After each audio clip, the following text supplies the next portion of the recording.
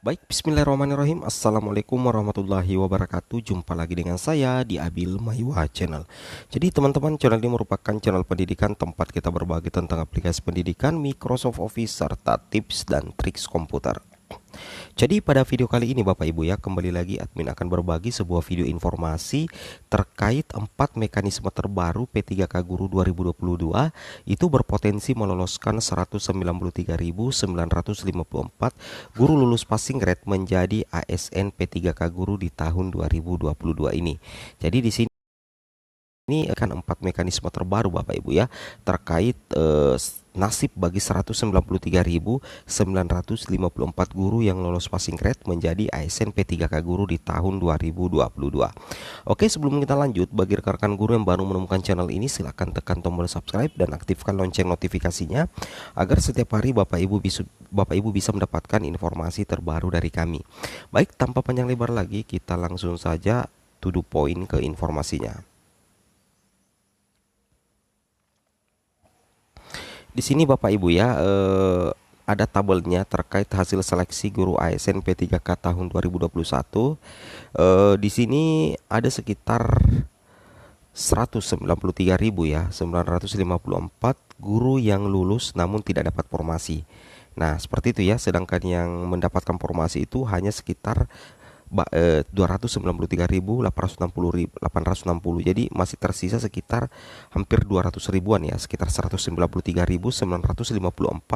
guru yang belum mendapatkan formasi. Nah, inilah yang Bapak Ibu ya, sementara diperjuangkan oleh Kemendikbud. Bagaimana nantinya istilahnya mendapatkan formasi seperti itu ya. Oke, kita coba lanjut Bapak Ibu ya.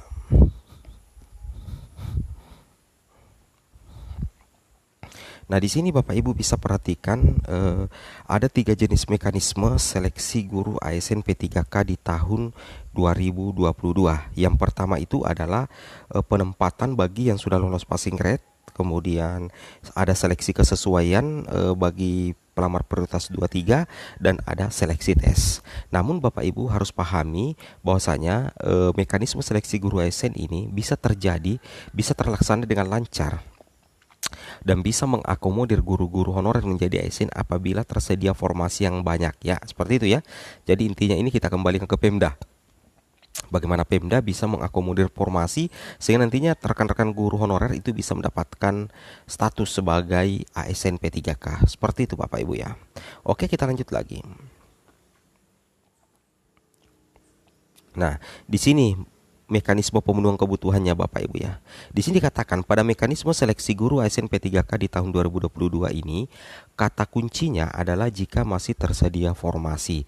Jika tidak, otomatis masing-masing pemerintah daerah akan melakukan semua mekanisme, karena kalau tidak ada formasi maka sudah selesai dan tidak bisa dilakukan. Tetapi kalau masih tersedia formasi maka dilakukan mekanisme kedua.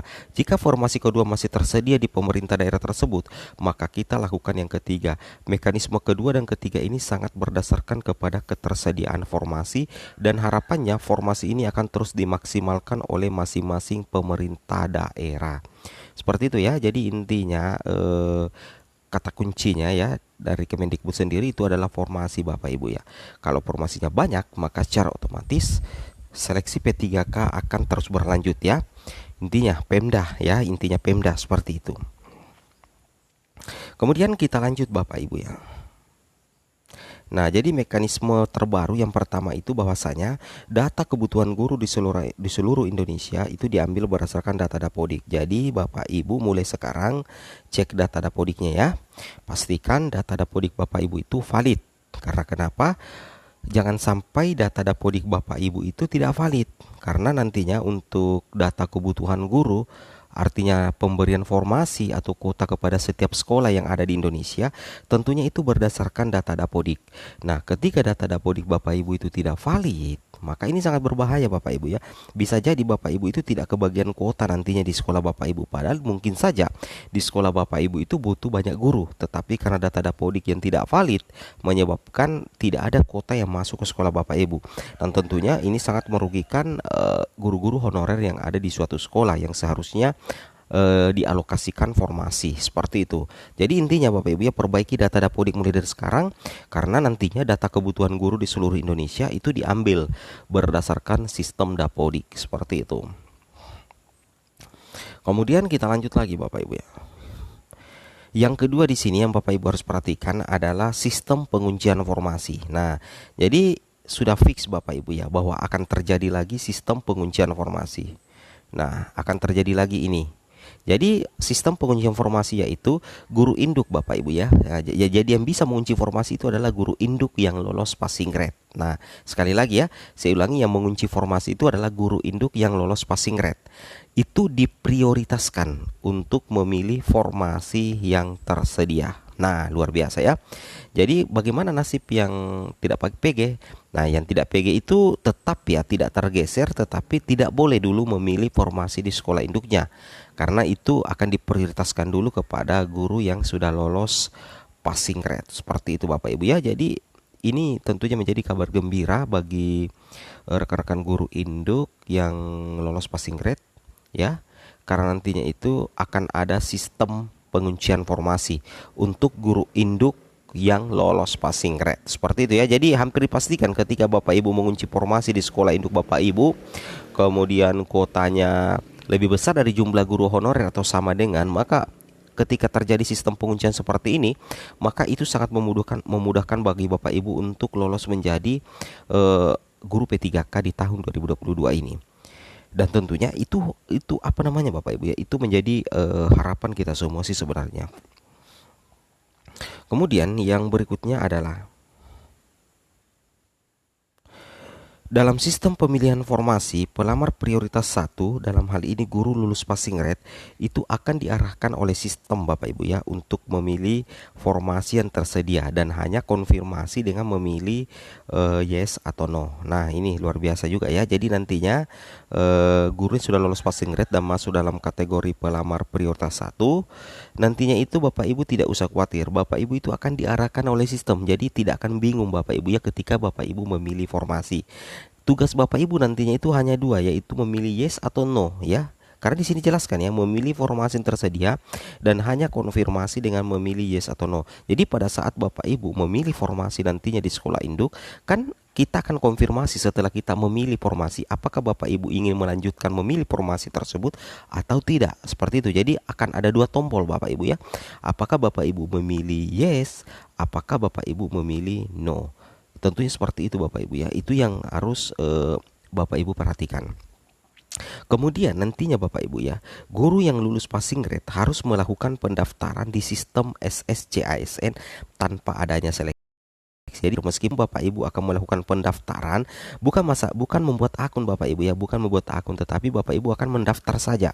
Beda buat akun, beda mendaftar Bapak Ibu ya. Jadi guru PG itu, guru lulus passing grade itu tidak buat akun lagi, langsung saja mendaftar ya. Maksudnya langsung saja melamar formasi di SSCASN. Kemudian apakah Bapak Ibu akan dites? Tidak Bapak Ibu ya. Bapak Ibu yang sudah lulus passing grade ketika melakukan pendaftaran di SSCASN itu tidak akan melalui proses seleksi lagi. Tidak ada tes-tesan lagi Bapak Ibu ya. Bapak Ibu sisa mendaftar, memilih formasi, kemudian konfirmasi yes atau no, atau selesai. Bapak Ibu siap-siap saja diangkat menjadi ASN P3K. Apabila sesuai dengan apa yang admin jelaskan tadi, bahwasanya Bapak Ibu pengunci formasi utama, kemudian jumlah kuotanya lebih besar atau sama dengan jumlah guru induk, itu sudah pasti Bapak Ibu akan lolos. Oke, mungkin cukup sampai di sini informasi terbaru dari kami Bapak Ibu ya. Semoga masih adakah? Oh, masih ada Bapak Ibu ya, masih ada satu. Di sini formasi didasarkan pada usulan kebutuhan sekolah, diajukan oleh BKN dan ditetapkan oleh Kemenpan RB. Nah, ini yang saya bilang tadi Bapak Ibu ya, bahwasanya perbaiki data Dapodik ya. Nah, jadi data Dapodik itu penentu agar nantinya usulan kebutuhan sekolah itu bisa disetujui oleh BKN dan Kemenpan RB. Jadi dari data Dapodik ada usulan kebutuhan sekolah. Nah, kemudian datanya ini diambil dari mana? Tentunya data diambil dari data Dapodik. Apapun yang ada di Dapodik terkait kebutuhan sekolah itu yang akan ditetapkan oleh Kemenpan RB dan BKN. Jadi kalau salah-salah ya salah-salah juga Bapak Ibu ya. Makanya hati-hati bagi operator sekolah juga sih sebenarnya ini ya, bersama kepala sekolah dan rekan-rekan guru agar betul-betul memperhatikan data Dapodik terkait P3K 2022. Oke, mungkin cukup sampai di sini informasinya. Assalamualaikum warahmatullahi wabarakatuh.